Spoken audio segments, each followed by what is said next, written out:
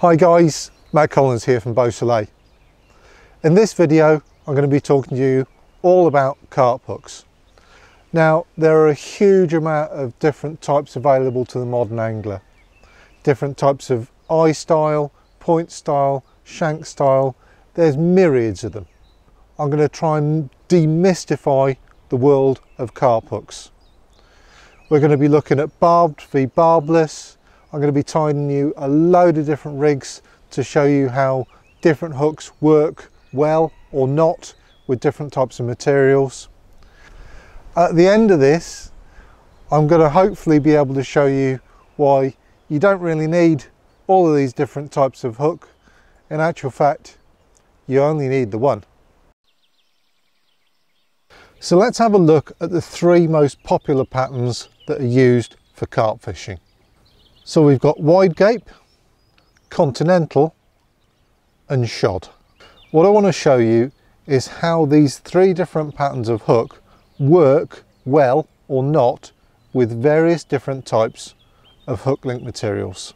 So here are some examples of wide gape patterns that I've used over the years. So we can see the geometry of this hook. You've got the shank coming up straight there. The eye is inturned slightly from the angle of the shank. The beak point curves up and round inwardly like that, and we've got a little micro-barbed on there as well. So I've tied you up a load of rigs here with some wide gape hooks, and I just wanted to run through how these have worked out. With the braid, this interned eye hook works very well. We've got a nice wide gape and the material doesn't interfere with the mechanics of the hook at all. So this coated material works great with a wide gape, no closing of the gape, and it all just works. So this is a wide gape with some 20-pound mono, and you can see the gape's been closed up massively, the material has sprung, it hasn't nested properly, and it looks quite horrible, to be frank. So this one's worked out better. This is ESP Synchro 8XT in 18-pound. It's got a bit more memory, and after a night on the rig board I've been able to straighten this material out so that it doesn't close down the gape so much. Wide gapes will work with certain types of coated material without anything being stripped back, and we can see that there's a little closing of the gape, but it's really not too bad. Next, I want to have a look at some straight-eyed hooks. A good example of a straight-eyed hook is the bank tackle Continental. So here we have the eye directly in line with the shank of the hook. This is why we call it a straight eye. We've got a straight point, but on these hooks that point is heavily inclined towards the shank, which makes for some very aggressive hooking. Straight-eyed hooks work nicely with materials like braid and stripped back coated materials. These Continental hooks from Bank Tackle have a larger eye, enabling them to accommodate heavy materials like this 25-pound skin link.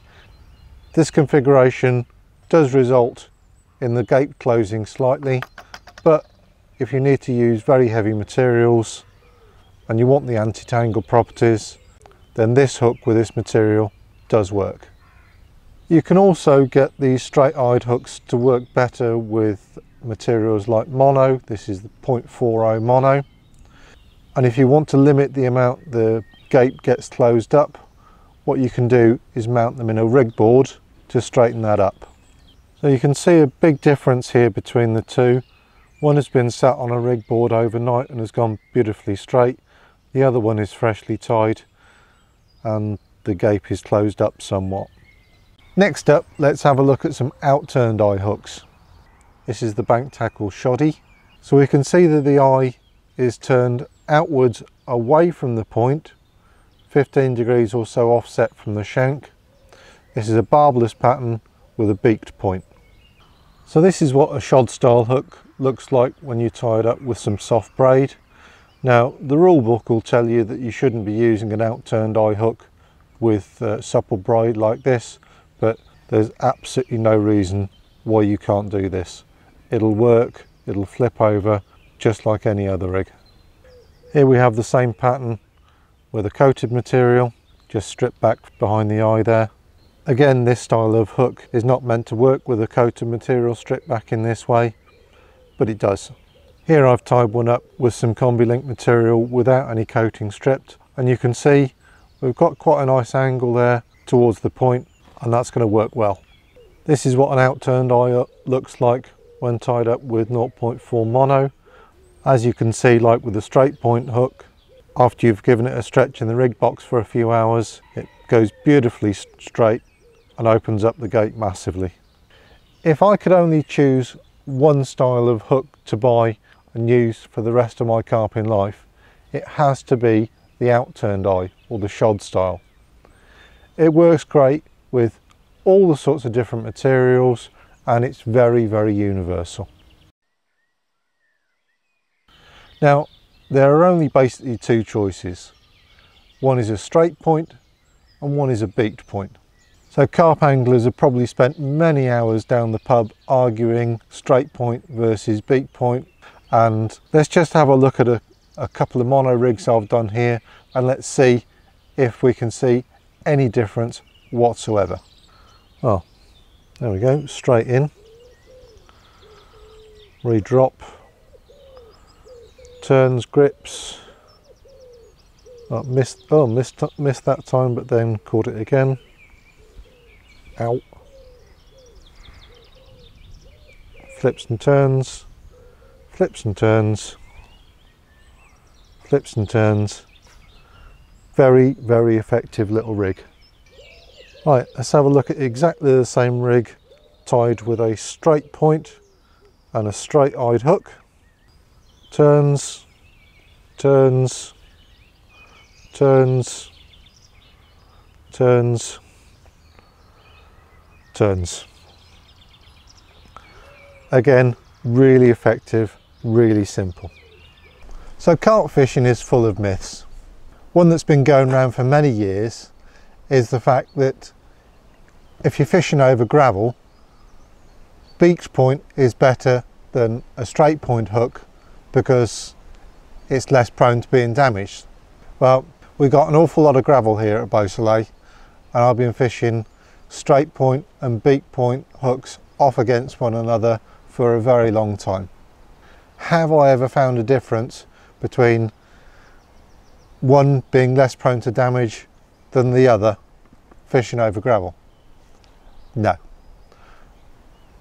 Both get damaged really easily, especially on the retrieve, but both catch fish. As long as they get out there perfect, then both are going to work. Another carping myth about hooks is the fact that a straight point hook will catch hold faster than a beaked point hook. Well, I don't know who came up with that or how on earth they worked this out, but I just don't see it. We only know that the fish is hooked when we actually get a run. If the hook doesn't take hold, there is no run.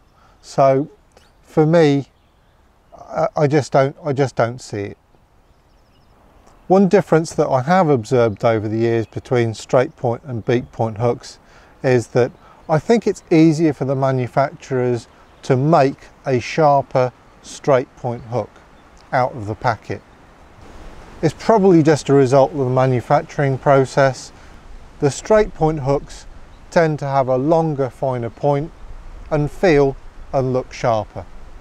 Something else I've heard mentioned is that beaked point hooks give a better hook hold than a straight point hook, and you'll get less hook pulls with a beaked point hook. Again, I just don't see it. So which is best, straight point or beaked point?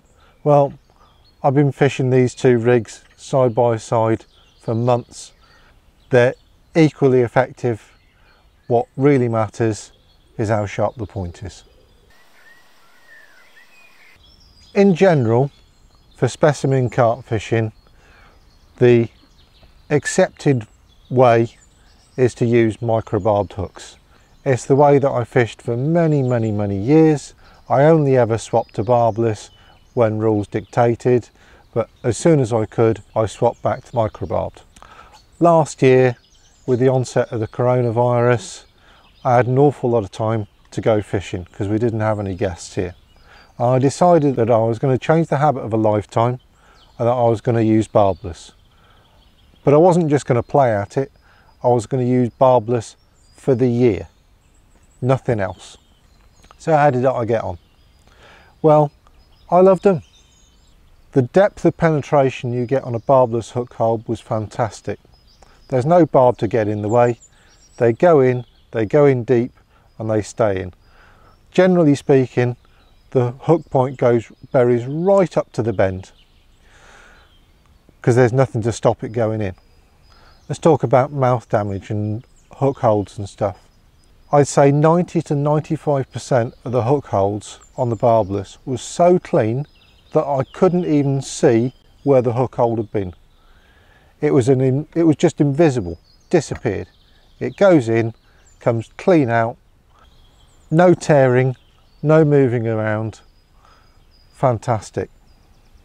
The other advantage with barbless, of course, in the event you do get snapped up or crack off or have a mainline failure or a hook link failure, the carp are going to find it a lot easier to get rid of the rig. One of the reasons why barbless is not liked is that anglers fear about hook pulls. Well, last year, just at this lake alone, I did 100 nights, I caught 100 carp, and I had 2 hook pulls, genuine hook pulls. That's 98 landed, 2 lost. In a normal year, fishing micro-barbed, I would expect a 98 to 99% hook to land ratio. So this business about barbless causing more hook pulls than micro-barbed, not for me, it didn't. I also found barbless were easier and safer to fish with.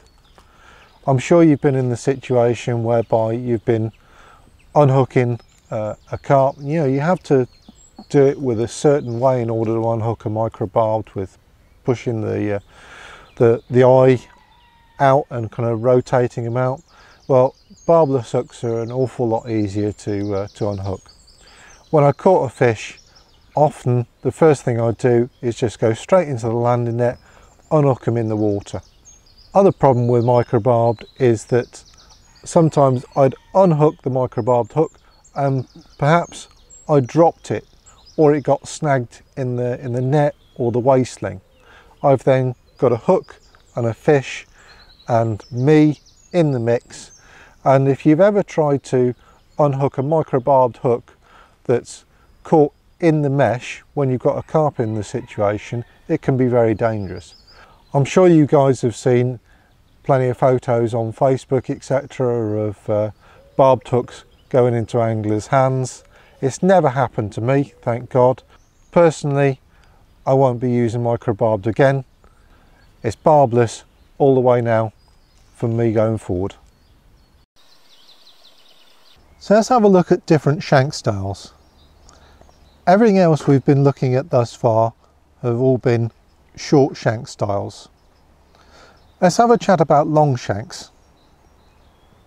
Now, I'm not going to whip out a packet of long shanks to show you because I don't have any. I don't use them anymore. Yes, I've used them in the past, but I stopped using them quite a few years ago actually. The reason why I stopped using long shanks is that I found that just occasionally I get a nasty hook hold basically. They'd cut on the way in and kind of slide before they turned over and caught hold. No one likes to see a nasty hook hold like that. It happens once, you say, well, it's a random occurrence, but it happened a number of times, and I decided to stop using the long shanks and I moved over to short shank hooks, and the problem went away. Now, this could have been for all sorts of reasons. Could have been the type of rigs that I was using at the time, or the fact that my hook sharpening wasn't as good as it was then as it is now, but I made the decision. Now, if you've ever looked at any fishery websites over in France, you'll see that actually quite a few venues have banned long shank hooks. Now, obviously we don't ban things lightly, but things like this are usually banned for fish safety reasons. And it makes sense if you consider how much leverage you've got on a long shank hook versus a short shank hook. Any force on the end of the eye can impose a high torque twisting force on the hook. And imagine another scenario whereby you've hooked a carp on a long shank hook, and perhaps the hook holder has only gone back 5mm or 10mm, and say that's a 15mm long hook. Well, carp is in the net, and say it's a micro-barbed hook, you can't unhook it in the net because it's too difficult. Even if you're using a sling or whatever to lift the fish and you separate the rod, the hook might still be protruding out of the carp's mouth. In this scenario, the eye of the hook can get caught in the mesh or the sling, and the carp moves, the mesh doesn't, and things can get ugly. This is where a lot of damage to carp mouths can happen. So there's a few reasons why long shank hooks are generally banned. I know that they're still popular in the UK. They were certainly more popular 15 years ago when I was starting to get more serious into carp fishing. So I don't use long shanks. I don't find that they're necessary. I don't miss them, and I'm very happy with how my short shank hooks are performing. So while we're on the subject of long shank hooks, let's have a look at a way of creating the long shank effect without the danger of a long shank hook. So this is a ludicrously simple rig. It's just 0.40 mono, outturned eye hook, beaked point, stiff hair, and you see that we've got this long straight section. The mono's got some nice stiffness to it, and in the palm test, boom, first time it's in, about 30mm back. There we go, it's in,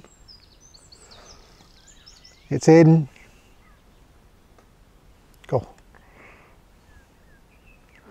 it's in, yeah.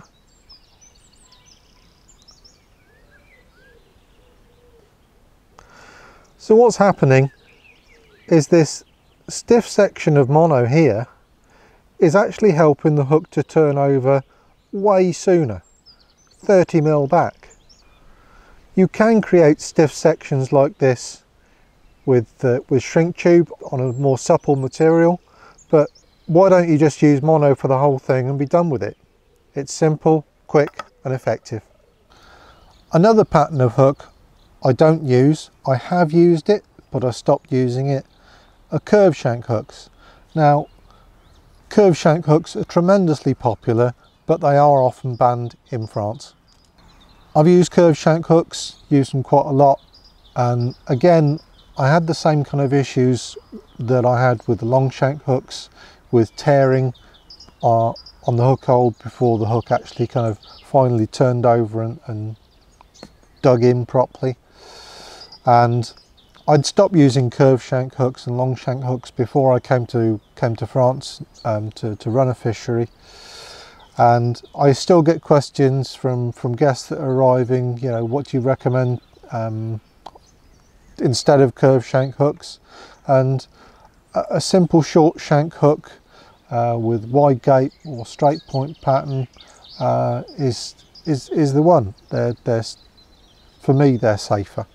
What I don't understand about curved shank hooks is that back in the day, I am going way back here, but there was a hook that was developed called the bent hook, and it literally was a long shank hook with a kink in the bend, and anglers fish with them, and after a while they were banned by many fisheries across the UK. Now, Fishery managers were very quick to ban the bent hook, but then the curved shank hook came along, and if you think about it, the curved shank hook, the angle of the eye still ends up at the same angle to the shank as in a bent hook, except it's a gentle curve as opposed to a shallow bend.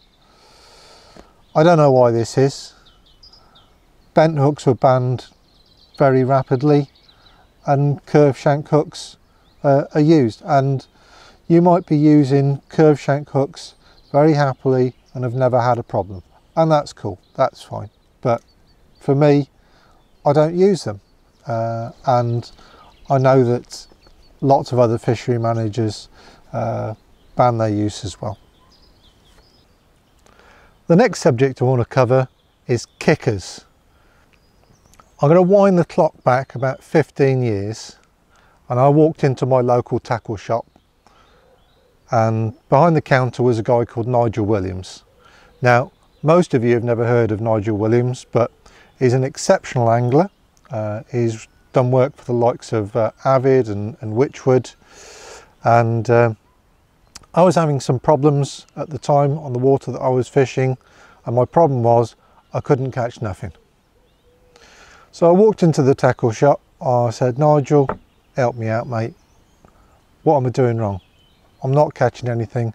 People around me are catching. Have a look at my rig. And this is what I walked in with. You can probably see what I was doing at the time. I was following the trend of adding a little kicker over the end of the hook, because that's the way we catch carp, right? The first thing that Nigel said was, well, what's that doing?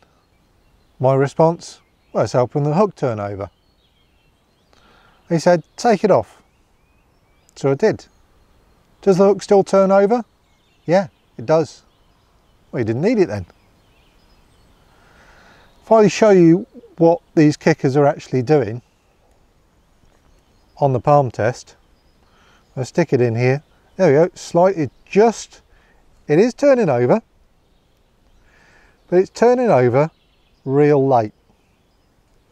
The hardest part of a carp's mouth is this bit. I want to be hooking them back here. Have another few goes at that. Again, turning slightly, there we go, just on the edge, just on the edge. Of course they catch carp, but from that day forward I ditched kickers, I started catching, and I've never felt the need to add one since. So let's have a closer look at what's going on here when you add a kicker.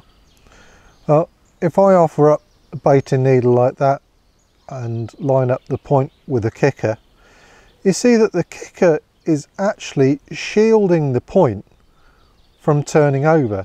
It can't turn over quicker and catch hold deeper because this is getting in the way.